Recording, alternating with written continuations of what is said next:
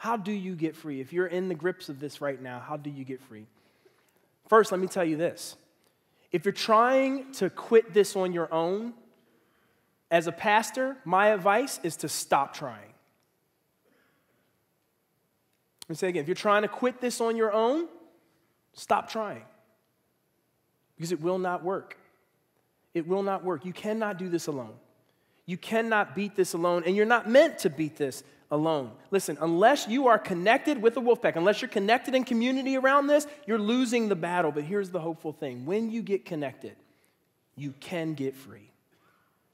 When you get connected, you can get free.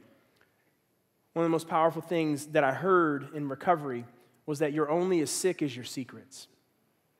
So the places in your life that you keep hidden, that you let fester, that nobody else knows about, and you put on a face like you got it all together, those are the things that will ultimately enslave you. But when you release those in the context of friendship, in the context of a wolf pack that helps you experience freedom, man, you can get free. You can get free.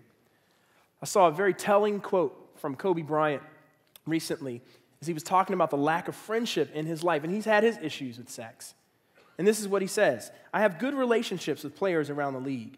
LeBron and I will text every now and then, which I thought was funny because that's my relationship with LeBron. We just text every now and then. KG and I will text every now and then. But in terms of having one of those great bonding friendships, that's something I will probably never have. And it's not some smug thing. It's a weakness. It's a weakness. You know what? Kobe is absolutely right. Let me tell you something. An isolated man is playing to lose. Doesn't matter what the issue is.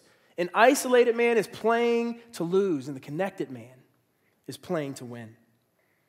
You know, I had to realize that isolation is at the root, at the core of the very struggle that I have with pornography. It is for most guys, if not all guys. One of the best books I read on this subject in the midst of my recovery journey is called Breaking Free. He says this in the book: what makes people who love God indulge regularly in sexual sin? Is it a lack of commitment? A lack of willpower? Perhaps they are not really saved at all.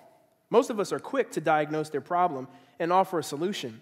But my experience has shown me that a common thread runs through their lives. They are lonely to the core. Lonely to the core. Man, I tell you what, you can be the life of the party and still be lonely. You can be the guy everybody wants to be like on the weekends and still be lonely. And man, that isolation is at the root of this struggle. And so connection is key to the cure.